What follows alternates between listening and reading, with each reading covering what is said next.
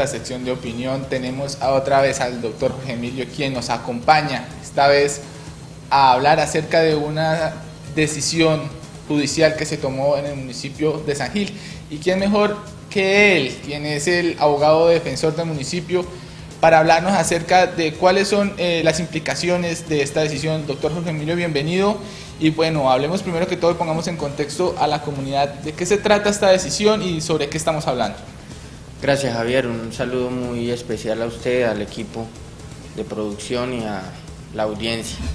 En el juzgado 751 de San Gil, el juzgado administrativo venía cursando hace un tiempo considerable una acción de nulidad en contra del acuerdo 012 de 2012 emitido por el Consejo Municipal, mediante el cual se declaraba o se declaró zona expansiva de vivienda el terreno que correspondía al extinto aeródromo La Esperanza. El día martes, en las horas de la tarde, se dictó un fallo en contra de ese acuerdo por parte del juzgado 751 de descongestión administrativo, mediante el cual se declaró nulo el acuerdo municipal, es decir, la declaratoria de nulidad hace que las normas salgan del ordenamiento jurídico. Sin embargo, se han presentado algunas imprecisiones que es necesario aclararlas. La primera es que en este momento se ha dicho mucho a partir del martes por parte de algunos concejales, valga la pena referir que los accionantes o las personas que buscaron la declaratoria de nulidad del acuerdo fue la concejal Marta Joana Vargas y otros. Por parte de ellos, por parte incluso del apoderado, la parte accionante y por parte de algunos medios de comunicación, algunas voces municipales, se ha dicho que ya el acuerdo salió del ordenamiento jurídico, que ya no hay proyecto de vivienda, que fue una mentira, que hubo muchos errores de procedimiento que conllevaron a ello. Eso no es cierto. En primera instancia tenemos que decir que, llevándolo al lenguaje deportivo, para ser un poco más explícito, lo que pasó fue, el proceso judicial es un proceso de 90 minutos, si hacemos una analogía de un partido de fútbol. Se acabó el primer tiempo y vamos perdiendo 1-0. Eso es lo que acaba de pasar. Se falló la primera instancia y la primera instancia ha dicho que el acuerdo es nulo. ¿Qué falta? Falta los otros 45 minutos y es probable también la existencia de un tiempo extra. Los 45 minutos que faltan son ¿qué? Es la apelación que yo interpuse el día martes ante el juzgado que emitió la decisión de nulidad y que tengo 10 días para sustentarla. Desde luego la sustentaremos. Solicité los 10 días adicionales que me entrega la norma y hice uso de ellos precisamente para poder hacer una apelación que merezca el tema, poder hacer una apelación con un contenido intelectual, con un contenido dogmático, jurídico, profundo, porque tenemos plenas convicciones de que el acuerdo debe salir adelante y de que además todos sus efectos jurídicos y materiales ya se consolidaron. Con base en ese acuerdo se firmó un convenio, con base en ese acuerdo se expidieron licencias, con base en ese acuerdo se hizo una cantidad de desarrollo territorial necesario que ya tiene cumplidos sus efectos jurídicos. Hay que explicar también que la decisión de nulidad, si llegara a tener un efecto en la apelación que va a resolver el Tribunal Administrativo de San Gil, que en un año, porque tengo varios procesos en apelación en el Tribunal Administrativo de Santander, que se demora más o menos ese tiempo, en un año o en 8 meses o en 9 o en año y 2, 3 meses, llegaré a concluir que confirma la decisión de primera instancia, de aquí a que eso pase, el acuerdo se encuentra vigente. Por tanto, las decisiones de nulidad son siempre hacia futuro, a partir de que el fallo que lo declare nulo quede en firme, es decir, a partir de que el tribunal confirme o revoque, que son las dos posibilidades que se pueden presentar. Todo lo que se hizo en vigencia del acuerdo, la firma del convenio de las viviendas, la expedición de licencias y todos los actos que afectan la vecindad, que afectan a terceros y que se hizo en desarrollo territorial y con base en el acuerdo 012 tienen plena vigencia por la figura de presunción de legalidad del acto administrativo. Doctor Jorge Emilio, hay un tema, y saliéndonos un poco del tema legal y de todo este tema jurisprudencial y hablando un poco como a carta cabal a toda la comunidad barboseña, estamos hablando de que el Consejo dio la oportunidad de que un terreno dejara de ser rural para volverse urbano, ¿sí? Para poder construir un programa de vivienda, ¿sí? A algunas personas no les gustó este tema y pues demandaron el acuerdo. Entonces venimos ahora y ya estamos en esta situación del proceso.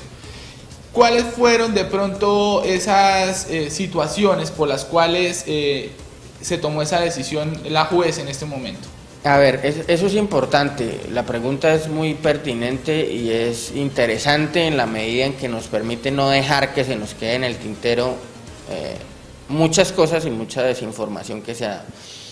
Respecto a ese tema se ha dicho que no se pueden hacer las viviendas porque hay un aeropuerto, porque se mueven 200 toneladas de productos mensuales, porque hay presencia de la aeronáutica civil, porque la aeronáutica civil se empeña en decir que eso es un aeropuerto, que ahí se consiguen tiquetes, que se hacen vuelos, que hay un servicio de aeronavegabilidad.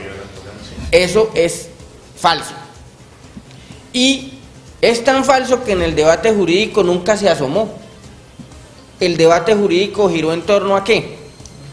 A que los accionantes presentan la acción de nulidad porque consideran que se violó la ley 1537 en el sentido de decir que había que hacerse un cabildo previo y no posterior. Eso es el argumento central del fallo. El fallo no hace referencia a ninguna otra situación del predio.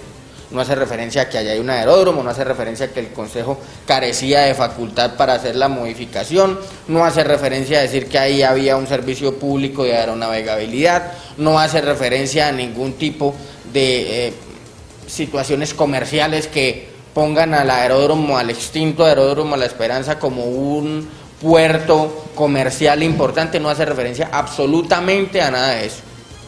El fallo, lo único que dice y su argumento central para declarar la nulidad es que se vulneró el ordenamiento jurídico porque el cabildo abierto se realizó previo y no anterior, como lo determinaba la norma.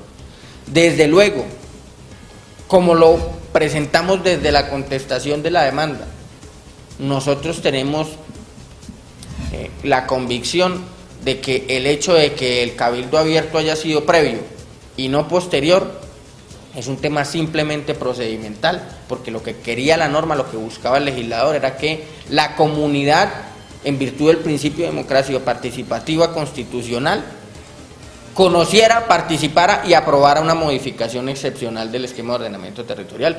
Y fue lo que se hizo. ¿Qué se hizo después? Sí, pero se hizo, se consultó y la comunidad lo aprobó. Por tanto, nosotros consideramos que el tema de la realización del cabildo posterior es un tema netamente procedimental, que hoy en día con la evolución del derecho tiene que entenderse que se salvó con su realización posterior.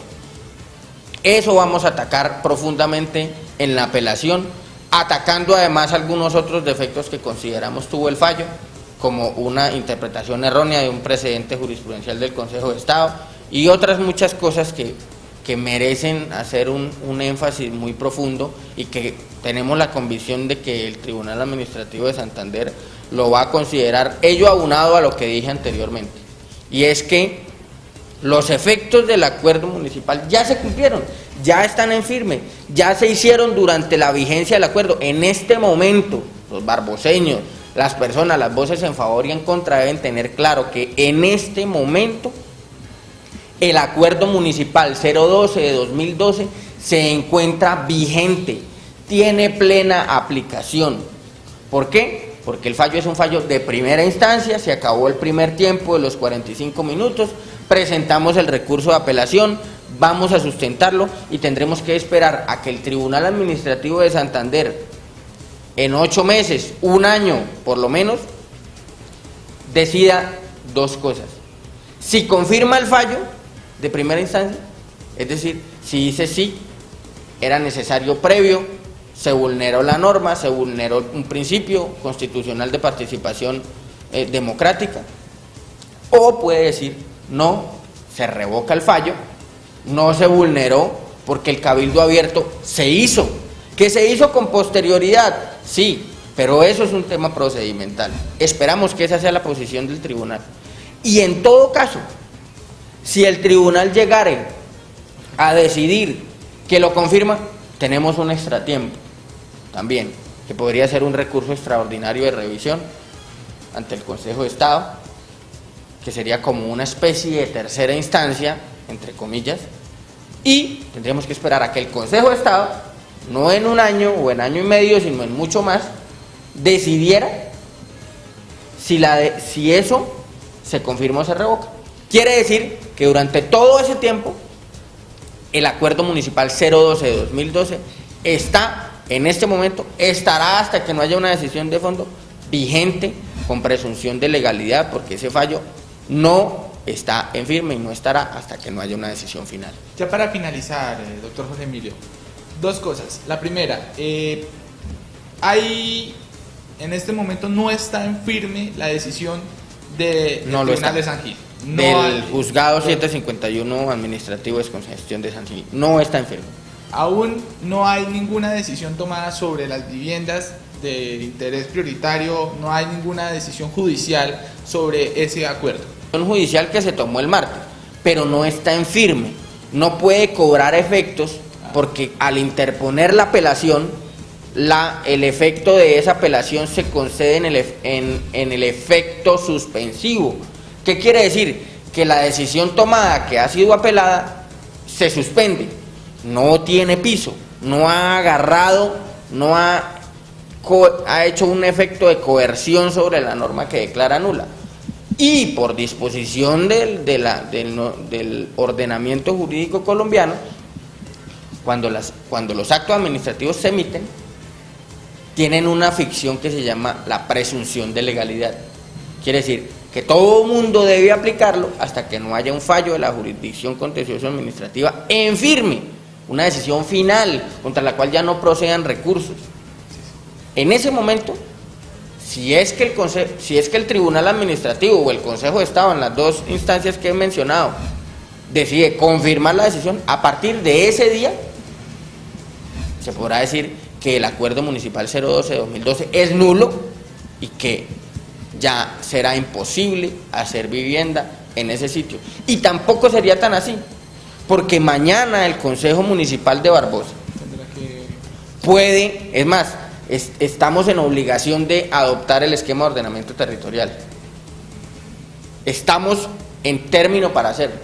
Si el Consejo Municipal decide hacer una modificación de esquema de ordenamiento territorial y declarar eso de nuevo, o no declararlo de nuevo, porque como dijimos, no ha quedado en firme, declarar en el esquema de ordenamiento territorial, no por una modificación excepcional como se hizo, sino ya por una modificación plena, decir que eso es un área expansiva de vivienda, y entendiendo que el error en el que se interpreta por parte del juez 751, que el error es procedimental netamente, que no recae en una ausencia de competencia, que no recae en un tema de servicio público de aeronavegabilidad como se ha dicho, sino que fue un error procedimental, es decir, que no se hizo un cabildo abierto previo sino posterior.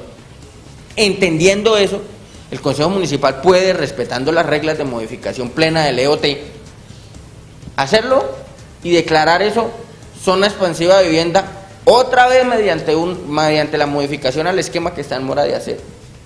Y en ese momento, pues no tendría nada más que hacerse que volverse a decir que eso, como es hoy, es un área expansiva de vivienda y no un aeródromo. Bueno, doctor Jorge Emilio, estaremos atentos al desarrollo de esta discusión, que todavía tiene bastante tela para cortar, y pues desearle más que éxitos en esta apelación y pues esperando lo mejor para la